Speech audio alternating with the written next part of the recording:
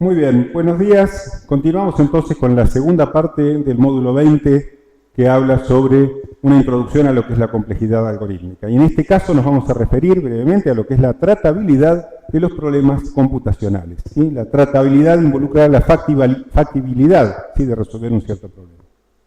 Entonces, para plantear esto, lo que vamos a analizar es el objetivo siguiente. ¿Sí? Vamos a pensar que el estudio, ¿sí?, de los algoritmos puede ser atacado de distintas maneras. Uno puede argumentar eventualmente de manera falaz, ¿sí?, que una computadora en el futuro va a ser muy rápida, que la tecnología avanza y por lo tanto, como voy a ganar en miles de veces de velocidad en el futuro, no me importa hacer algoritmos que no sean eficientes, porque siempre puedo hacer tecnología más rápida para resolver un cierto problema. Este argumento es falaz, ¿sí? Falaz significa un argumento que parece coherente, pero en realidad no lo es, ¿sí? Lógicamente no lo es. Sin una mejora algorítmica, vamos a ver que ciertos problemas, como el denominado problema del viajante, ¿sí?, para resolverlo por una instancia de tamaño 100, ¿sí?, toma 100 millones de años. ¿Sí? Factorizar un número de 300 dígitos toma 1 millón de años. ¿Sí? Por lo tanto, se necesitan mejoras en los algoritmos, pero que no sean pequeñas, sino que afecten los órdenes de magnitud. Y un poco para entender por qué este argumento es falaz, que con acelerar simplemente la velocidad de un procesador yo voy a mejorar la forma en que puedo resolver los problemas, vamos a hacer algunas tablas y algún análisis comparativo que nos va a permitir ver por qué llegamos a esta conclusión. Fijémonos por caso, ¿sí?, tomando conceptos que hemos visto en estructuras de datos, que la búsqueda secuencial tiene un orden n, ¿sí? Es decir, es un orden que es lineal en función al tamaño del arreglo en el cual realizo la búsqueda. Mientras que la búsqueda binaria lo hace en orden logaritmo de n.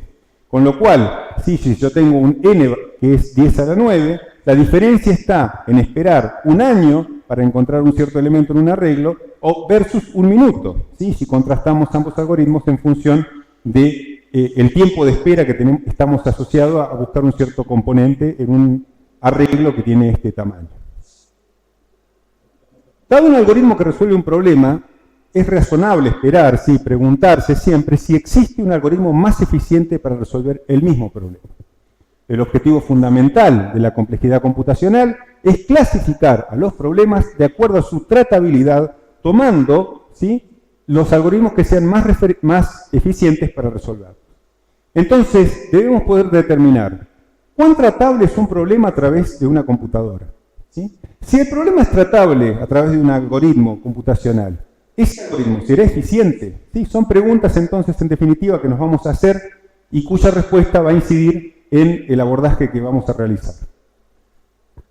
Si se demuestra que el problema no admite soluciones mejores, se puede afirmar que el algoritmo es eficiente, ¿sí?, salvo que haya constantes ocultas. Y hay un problema, una denominación, un término que se aplica, que es el término cerrado, ¿sí?, o closed en inglés. Un problema se va a decir cerrado si se han encontrado algoritmos que lo resuelven y se ha demostrado que esos algoritmos son óptimos en cuanto al orden del tiempo de ejecución. Por ejemplo, buscar un elemento, ¿sí?, en un arreglo ordenado o ordenar un arreglo de elementos son problemas cerrados.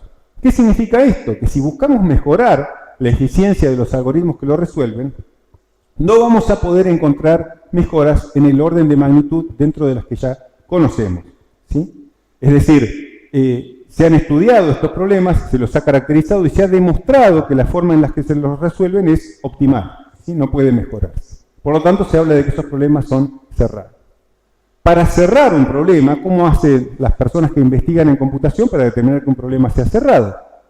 Puedo encontrar un algoritmo asintóticamente mejor que los que ya conozco, o puedo demostrar una cota asintóticamente superior de las que ya se conocen, ¿sí? Son dos soluciones alternativas. Y en general, los distintos grados de tratabilidad van a ser muy subjetivos. Van a variar mucho de acuerdo al modelo computacional que utilice, los recursos que yo tenga disponibles, las variantes asociadas, ¿sí?, a las estructuras de datos, etc. El objetivo primario que voy a perseguir a través del estudio de la complejidad es determinar qué problemas son tratables, cuáles no son tratables, y si son tratables, cuál es el grado de tratabilidad o eventualmente de intratabilidad asociada. Muchos problemas computacionales son tratables, ¿sí? ¿Esto qué significa? Que tienen soluciones para instancias grandes y si yo logro una mejora algorítmica o en el hardware, eso produce una ampliación en el conjunto de instancias que yo puedo llegar a resolver. Mientras que otros, en contraposición, son intratables. Algunos problemas intratables que conocemos son, por ejemplo, el problema de Torres de Hanói, ¿sí? Que puede resolverse con un código muy pequeño, ¿sí? Pero cuya solución es factible para un tamaño de torres pequeñito, ¿sí? 3, 4 torres. Si aumentamos la cantidad de torres, rápidamente el problema explota de manera combinatoria, ¿sí? Con lo cual yo no puedo resolverlo de manera eficiente. No hay manera de resolver más eficientemente el problema que a través de la solución recursiva que ya conocemos. Otro de ellos es el problema del viajante, que también lo vamos a analizar después. En ambos casos son problemas que pueden resolverse para instancias pequeñas de forma eficiente. En general, yo voy a afirmar que aquellos problemas con complejidad polinomial son tratables, ¿sí? Mientras que aquellos que tienen complejidad superpolinomial, ¿sí? O suprapolinomial, más allá de lo polinomial, van a ser intratables, ¿sí? Por eso marcamos unos en verde y otros en rojo. Un ejemplo de problema, ¿sí? Es el que se conoce como el monkey puzzle, ¿sí? Que es un tipo particular de rompecabezas que se resuelve con un tablero de n por n, ¿sí? No hay ningún algoritmo mejor que probar todas las permutaciones posibles y el tiempo de ejecución está en el orden, ¿sí? De n factorial, ¿sí? Generando 1.000.000 de configuraciones por segundo para resolver este rompecabezas, se tardaría 490.000 millones de años en resolverlo. Esto nos da una idea de las magnitudes que manejamos o cómo los problemas pequeños explotan de alguna manera en función de esa complejidad que tienen asociada. ¿Sí? La evidencia empírica, que es la evidencia que nos dan los experimentos, ¿sí? Que es una especie de tesis de Turing-Church para la complejidad, permite acordar que un problema que admite solución polinomial va a ser tratable en general, ¿sí? Y caso contrario va a ser intratable. El límite de tratabilidad entre algoritmos polinomiales y superpolinomiales es arbitrario, ¿sí? Esta es una elección un poco arbitraria en algún sentido, pero sí es mayormente aceptado dentro de la comunidad científica. De esa manera, si yo tengo problemas cuyo orden es de 1.0001 a la n, ¿sí? O n por elevado al logaritmo en base 2 de n, serían problemas intratables, mientras que problemas que tengan órdenes, ¿sí? De la forma n a la 10.000 o una constante por n serían tratables, ¿sí? Porque estamos hablando de problemas que están acotados por polinomios, mientras que en este caso no tenemos polinomios. El punto es que estas funciones extremas raramente aparecen en casos reales como tiempo de ejecución de algoritmos, ¿sí?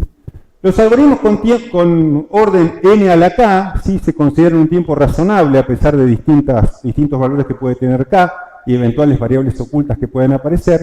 Y en cuanto al espacio, se tiene que ser más cuidadoso, porque muchas veces un espacio polinomial se torna también intratable, es el espacio de memoria que necesito para resolver un problema. Y además, dentro de lo que es tratabilidad e intratabilidad, yo tengo que distinguir distintos niveles, ¿sí? Estas son cuestiones un poco que escapan a lo que vemos en este curso, pero tenemos que saber que existen. Actualmente, además, se está estudiando o extendiendo el concepto de tratabilidad algorítmica, algoritmos que son de tipo probabilístico, ¿sí? Que involucran manejo de probabilidades, y algoritmos que se resuelven en paralelo. Temas también que exceden lo que vamos a ver en este curso. Este cuadro resulta altamente ilustrativo para entender el concepto de tratabilidad versus intratabilidad. En este caso tenemos sobre la izquierda, en la columna de la izquierda, distintas funciones matemáticas, ¿sí? 5n, n por logaritmo en base 2 de n al cuadrado, n al cubo. En este caso, en toda esta zona superior, estamos hablando de la zona que es tratable, mientras que en esta zona inferior estamos hablando de problemas intratables. Y para entender a qué nos referimos, miremos que en la parte superior, las distintas columnas tienen valores numéricos como etiqueta que corresponden a un tamaño, ¿sí? ¿Qué pasa si yo tengo una instancia de tamaño 10, una instancia de tamaño 50, una instancia de tamaño 100? Entonces, notemos que en el caso de una instancia de tamaño 10, ¿sí? Si la solución, si el orden de ejecución, ¿sí? Es de la forma 5 por n, lo que tenemos es un comportamiento lineal en el crecimiento de la complejidad de la solución. Si tenemos n por logaritmo de n, tenemos un comportamiento logarítmico, un comportamiento cuadrático y un comportamiento cúbico, ¿sí? Por supuesto, a medida que las instancias crecen de tamaño, ¿sí? Lo que estoy analizando, o el valor asociado a n al cubo, va creciendo, ¿sí? de forma cúbica a partir de estos valores que tengo acá. Si yo tengo un valor exponencial, 2 a la n, cuando n es 10, ¿sí? 2 a la n es 1024, cuando n es 50, 2 a la n ya es un número mucho mayor, ¿sí? Y rápidamente se torna en un número inmanejable, ¿sí? Con n altos. Lo mismo pasa con factorial o con la forma n a la n, ¿sí? Rápidamente crece en números altamente grandes. Entonces, como mencionamos anteriormente, por encima de esta línea celeste que trazamos aquí, tenemos problemas tratables, mientras los que están por debajo de esta línea son problemas intratables, ¿sí? Como referencia, simplemente un valor ilustrativo, el número de protones del universo es un número que tiene 79 dígitos y los microsegundos que transcurrieron desde el Big Bang hasta hoy es un número que tiene 24 dígitos. O sea que estamos hablando de valores muy grandes cuando hablamos de valores de 100 dígitos o cosas por el estilo. Entonces, ¿esto también qué significa? Que puedo pensar, ¿sí?, que si el algoritmo ejecuta n operaciones por microsegundo, en el caso de manejar valores, por ejemplo, cuadráticos o potencias quintas, ¿sí?, de un número, fíjense que para el caso de un valor n valiendo 10, ¿sí?, la cantidad de tiempo que necesito es 1 sobre 10 a la cuarta, ¿sí?, asumiendo que hay n operaciones por microsegundo. Si paso a tener una instancia de tamaño 20, necesito 1 sobre 2500 segundos, ¿sí?, hasta 9 centésimos de segundo para una instancia de tamaño 300. Sí, eso pasa para el caso del orden cuadrático, con n cuadrado. ¿Qué pasa con el orden exponencial? Yo resuelvo una instancia de tamaño 10, ¿sí?, en 1 sobre 10 a la 3 segundos, pero resulta que si paso una instancia de tamaño 20, paso a necesitar 1 segundo para resolver el problema, ¿sí? Aumenté de 10 a 20 y fíjense que el cambio de magnitud es muy grande. ¿Y qué pasa si paso de 20 a 50? ¿Sí? Estoy duplicando, un poco más que duplicando el valor de la entrada, y sin embargo de 1 segundo paso a 35 años. ¿Por qué sucede esto? Justamente porque el número 2 a la n, como vimos antes, cuando n es 20 me da un cierto valor, cuando n es 50, ¿sí?, la cantidad aumenta muy significativamente respecto a la anterior, ¿sí? Si miramos el cuadrito anterior, teníamos acá de 50, 16 dígitos, con 100, 31 dígitos, ¿sí?, un número muy superior en dimensión. Lo mismo pasa en relación a n elevado a la n. O sea que esto simplemente nos ilustra cuán rápidamente crece la complejidad de un problema en función del tamaño de la entrada y el tiempo que necesito para encontrar su solución. Entonces yo necesito mejores algoritmos. ¿Por qué? Porque supongamos que yo tengo una computadora que resuelve, donde ejecuto distintos algoritmos para resolver un mismo problema. Entonces yo tengo un cierto algoritmo que es de orden lineal, ¿sí?, y resulta que mi computadora con un cierto procesador lo resuelve en un tiempo A. Si mi procesador fuera 100 veces más rápido, ¿sí?, la instancia que podría resolver sería una instancia 100 veces más grande, ¿sí?, asumiendo que el tiempo el tamaño que tengo, perdón, al resolver es constante, ¿sí? Con una computadora 100 veces más veloz, lo que puedo resolver es un problema 100 veces más grande, ¿sí? Es decir, a mí me dan un problema en 10 segundos y yo resuelvo el problema llamado A. Resulta que me dan una máquina 100 veces más rápida, entonces puedo resolver un problema de 100 veces el tamaño del problema A. Me dan una máquina 1000 veces más rápida, 1000 veces el tamaño del problema A. Esto asumiendo que el orden es lineal. ¿Qué pasa cuando el orden es cuadrático? Bueno, si resuelvo un cierto problema de tamaño B, con una computadora 100 veces más rápida no puedo resolver 100 veces B porque el orden es cuadrático. Entonces tengo la raíz cuadrada de 100, que es 10, como punto de referencia. Lo mismo la raíz cuadrada de 1000 como punto de referencia. ¿Y qué pasa si el orden de ejecución es de la forma 2 a la n? ¿Sí? En este caso estamos mucho peor. ¿Por qué? Porque estamos utilizando exponentes, ¿sí? Por lo tanto, una computadora 100 veces más rápida no puede resolver un problema 100 veces más grande, sino que está asociado al logaritmo, ¿sí?, correspondiente al n con el cual yo estoy trabajando, ¿sí? Entonces, por más que aumento la velocidad del procesador, no logro resolver problemas significativamente más grandes cuando el orden de ejecución es de la forma exponencial, ¿sí?, de la forma 2 a la n. Esto demuestra, ¿sí?, que un problema que es intratable, ¿sí?, cuyo orden de ejecución es de la forma 2 a la n, yo no lo puedo resolver comprando hardware, ¿sí? Puedo comprar una mayor capacidad de hardware, gastar mucho dinero en eso, pero la complejidad de los problemas que voy a resolver no va a ser significativamente mayor, ¿sí? Esto justamente aparece avalado por el hecho de que puedo resolver instancias pequeñas de estos problemas, no instancias grandes. Entonces acá tenemos algunos ejemplos comunes de problemas y su tiempo asociado, ¿sí? Agregar un ítem al principio de una lista, un elemento a una lista es de orden constante. Buscar en un arreglo ordenado lo puedo hacer en orden logarítmico, ¿sí? En un arreglo desordenado voy a necesitar recorrer eventualmente todo el arreglo, el orden es lineal, ¿sí? Y así siguiendo, ¿sí? Resolver torres de Hanoi es de orden exponencial, ¿sí?, de orden 2 a la n. O sea que cae justamente en los casos de estos problemas que mencionábamos como intratables. Para cerrar este módulo vamos a hablar brevemente de lo que es la complejidad computacional, ¿sí? Hablamos anteriormente de lo que es la tratabilidad, vamos a hablar ahora un poquitito sobre complejidad. Vimos que hay distintos problemas de decisión, ¿sí?, que no pueden ser resueltos a través de algoritmos tratables. Hablamos entonces de problemas que son solubles mediante algoritmos tratables y aquellos que no. Y desafortunadamente la práctica me indica que, aunque hay problemas que son solubles por algoritmos, no son solubles en un sentido práctico, ¿sí? O sea, acá hablamos justamente de esta diferencia de tratable versus intratable, porque tenemos excesivos requerimientos de tiempo. Entonces, es muy importante encontrar, ¿sí?, cómo trazar esa frontera para justamente saber qué problemas yo voy a poder resolver y cuáles no. Entonces, supongamos que quiero resolver el problema del viajante, que vamos a explicar en qué consiste, ¿sí? El problema del viajante es un problema muy sencillo de enunciar. Yo quiero planificar visitas a una cierta cantidad de ciudades de forma tal de minimizar las distancias recorridas. Es decir, imaginemos el mapa de la provincia de Buenos Aires. Yo tengo la ciudad de Bahía Blanca, Tres Arroyos, Dorrego, Pigüé, ¿sí?, Torkins, etc. Tengo distintas ciudades conectadas por rutas. Entonces, lo que yo quiero hacer es encontrar una manera de recorrer todas las ciudades, ¿sí?, minimizando la distancia que yo recorro.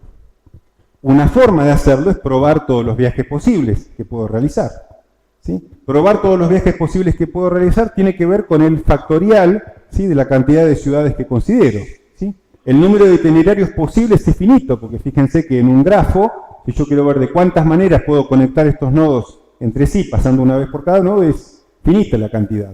Entonces yo puedo construir una máquina de Turing que resuelva el problema, que encuentre, ¿sí?, y cuente cuántos de esos grafos puedo hacer, ¿sí?, y pruebe y me encuentre cuál es el camino más corto.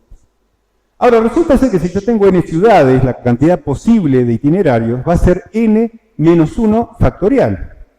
Son demasiados tours posibles, demasiados viajes alternativos para examinar. Con 10 ciudades, por ejemplo, tengo 9 factorial, que son aproximadamente 300.000 itinerarios, ¿sí? Es mucho, pero es una cantidad tratable. Pero si hablamos de 40 ciudades, ¿sí?, tengo que hablar de 39 factorial, ¿sí?, que es un número mayor que 10 a la 45. Para tener una idea de cómo encontrar el camino más corto, probando distintos viajes entre 40 ciudades, si yo pudiera analizar 10 a la 15 caminos posibles por segundo, lo cual ya es mucho, el tiempo requerido para finalizar este cálculo, ¿sí?, considerar 40 ciudades, es varias veces mayor al tiempo del universo, ¿sí?, a la existencia del universo. Con lo cual estamos viendo que un problema tan sencillo como analizar todos los viajes posibles conectando distintas ciudades para encontrar de qué manera hacer el viaje de la forma más corta, ¿sí?, recorriendo la menor cantidad de kilómetros, es un problema intratable, ¿sí?, conocido como el problema del viajante. Otro problema también conocido matemáticamente, ¿sí?, es el problema de los ciclos hamiltonianos, ¿sí? ¿Qué es un ciclo hamiltoniano? Es un ciclo en un grafo donde cada nodo es visitado exactamente una vez. Y un grafo es hamiltoniano si tiene un ciclo de este tipo, ¿sí?, en honor a William Hamilton, que fue el que definió este tipo de grafos. Entonces, ¿cómo puedo detectar yo, si me dan un cierto grafo, si el grafo G es hamiltoniano? Tendría que tratar de encontrar un camino, ¿sí?, que justamente pasar una vez por cada nodo, visitando un ciclo en un grafo donde cada nodo es visitado únicamente una vez. Entonces, analizar este problema es un problema justamente que caen en la categoría de intratables, similares al problema del viajante. Existe una teoría matemática formal, ¿sí?, como un refinamiento de la tesis de Turing-Church, que trata de ver cuándo un algoritmo es tratable desde un punto de vista práctico. Entonces, los problemas de decisión los asocio al tiempo que tardaría una máquina de Turing en resolver el problema, expresando el problema como un lenguaje. ¿Sí? Sin duda, son de interés aquellos dispositivos computacionales que ejecutan un número de pasos acotados por un polinomio. O sea, recordemos que los polinomios eran un poco los que me marcaban la diferencia entre tratabilidad e intratabilidad. ¿Sí? Ahora, ¿cómo defino yo un polinomio? Los polinomios, recordemos que son expresiones que tienen un cierto valor x elevado a distintas potencias posibles. ¿Sí? Una expresión matemática que tiene esas características, de alguna manera se la denomina polinomio, y la complejidad polinomial va a aparecer asociada a esa expresión matemática en la cual el valor de x asociado al polinomio va a ser el tamaño de la entrada. Entonces, yo lo que voy a considerar son problemas en los cuales los polinomios me representan una cota, ¿sí?, y va a incidir si yo considero máquinas deterministas o no deterministas. Entonces, no importa qué máquina de Turing yo seleccione, si saco el no determinismo, ¿sí?, voy a considerar a ciertos problemas como polinomiales a partir de una definición que vamos a introducir a continuación. Vamos a hablar de la clase P de problemas. ¿Sí? La letra P significa polinomial. ¿Qué significa la clase P de problemas? Una máquina de Turing M se va a decir polinomialmente acotada, ¿sí?, o acotada por un polinomio. Si existe un polinomio P, ¿sí?, que toma como variable de referencia n, tal que para una entrada x cualquiera, yo nunca puedo llegar a una configuración C, tal que la cantidad de pasos que realizo es ese polinomio para la cardinalidad de la entrada más 1. Vamos a expresar esto en otras palabras más sencillas de entender, ¿sí? Esta es una definición un tanto abstracta, ¿sí? ¿Qué es lo que estamos diciendo acá? Estamos diciendo que hay una máquina de Turing M, ¿sí?, que es determinista, ¿sí?, y que recibe una cierta entrada x. ¿Sí? Mi máquina determinista toma un input x, es una secuencia de símbolos. La longitud de esa secuencia es cardinalidad de x. Esto lo voy a usar como entrada para un cierto polinomio. Por ejemplo, acá tenemos un polinomio a modo de ejemplo. La máquina la pongo en marcha, arranco del estado de C0 con la cadena W desde la posición 1 de la cinta, y en a lo sumo P de cardinalidad de x pasos me voy a detener. Es decir, nunca voy a llegar a dar un pasito más 1 de lo que me marca este polinomio. O sea que el polinomio me está poniendo una cota para esta máquina determinista. ¿Sí? Entonces, mi máquina M va a estar polinomialmente acotada por estas características. ¿Sí?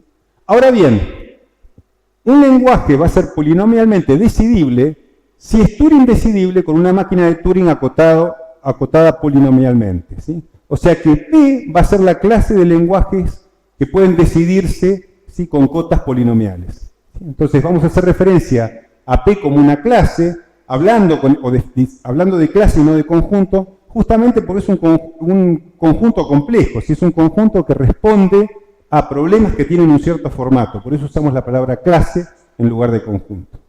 O sea que informalmente P es la clase de problemas que se resuelven en tiempo polinomial a través de una máquina de Turing determinista. ¿Sí? Es clave recordar entonces esta palabra.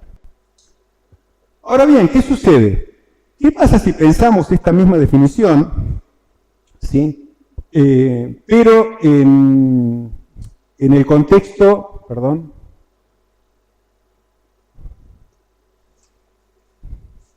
un segundo, vamos a volver para atrás. ¿Ves? Entonces, la clase de lenguajes polinomialmente decidibles. ¿Qué pasa si pensamos esta definición en el contexto de los problemas que vimos antes?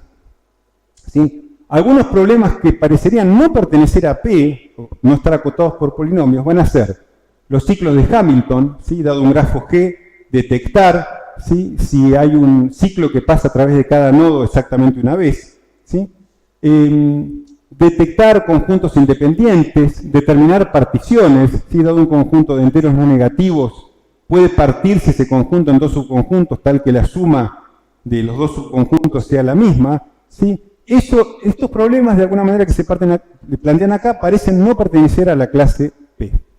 ¿Sí?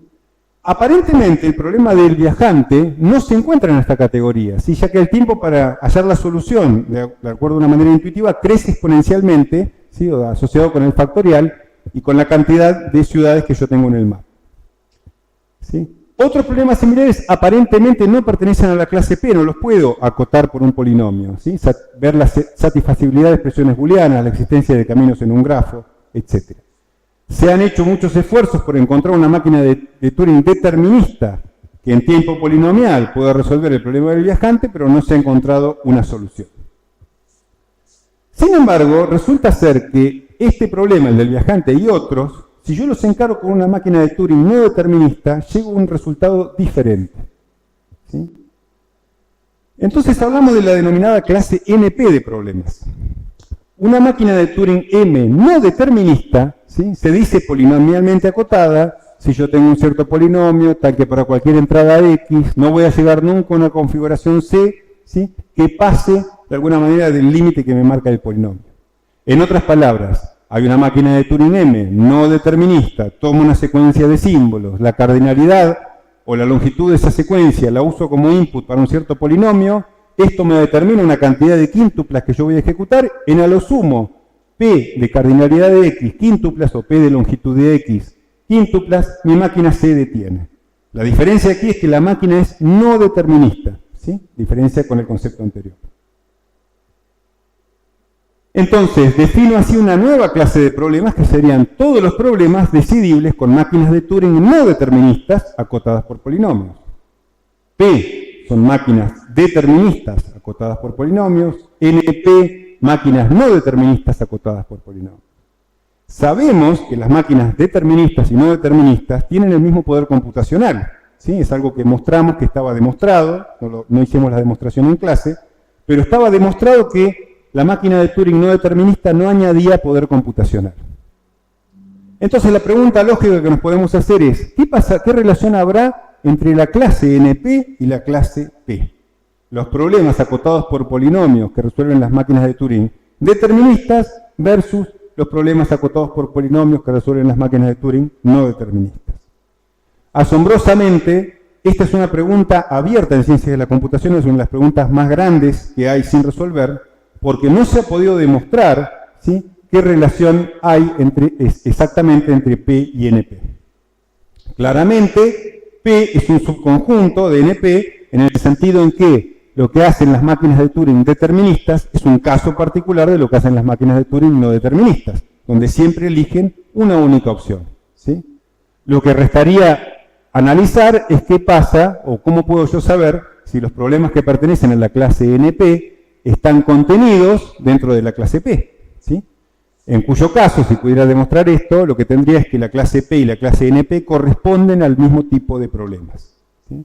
Este es un problema abierto en las ciencias de la computación, no se pudo demostrar si P es igual a NP, y es una de las ecuaciones, ¿sí?, sin resolver más famosas, ¿sí?, de la complejidad computacional, ¿sí?, si P es igual a NP. Ha habido demostraciones presentadas por algunos matemáticos, ¿sí?, o algunos investigadores de teoría de la computabilidad asociadas a este problema, pero de momento no se pudo probar formalmente que estas demostraciones fueran correctas. ¿Sí? Como dijimos, entonces, es uno de los problemas abiertos más importantes, y es tal la magnitud del problema que hay un instituto de matemáticas de Estados Unidos que tiene a su disposición $1 millón para la persona que demuestre este resultado. ¿Sí? O sea que la recompensa es importante como para llegar a encontrar qué es lo que sucede en relación a este problema. Un último concepto antes de cerrar este módulo en cuestión. ¿Sí? Algunos problemas que pertenecen a la clase NP poseen una importante propiedad de clausura. Todos los problemas NP se pueden reducir a estos problemas en tiempo polinomial. ¿Sí? Entonces, esos problemas se denominan NP completos, ¿sí? Van a ver en la literatura, o si leen algún material o algún libro, pueden aparecer las referencias a problemas NP completos. Significa que son reducibles en tiempo polinomial a otros problemas NP que se toman como punto de referencia. ¿Sí? Entonces, El concepto de reducción que se aplica en este caso es similar al concepto de reducción que utilizábamos asociado a los problemas insolubles. Pero, a diferencia en el caso de reducibilidad en relación a máquinas de Turing, lo que estamos teniendo en cuenta aquí es el tiempo de ejecución de la reducción, ¿sí? Es decir, que el tiempo sea polinomial. Por supuesto, estos son conceptos que se exploran en mayor profundidad en otras materias más avanzadas de la carrera, ¿sí? Y lo que presentamos acá es simplemente una síntesis de esos conceptos.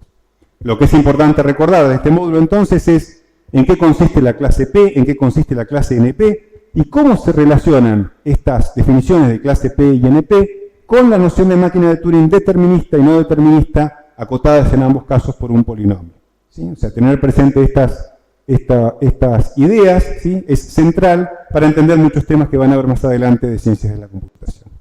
Con esto entonces damos por cerrada esta parte y culminamos este módulo. Muchas gracias.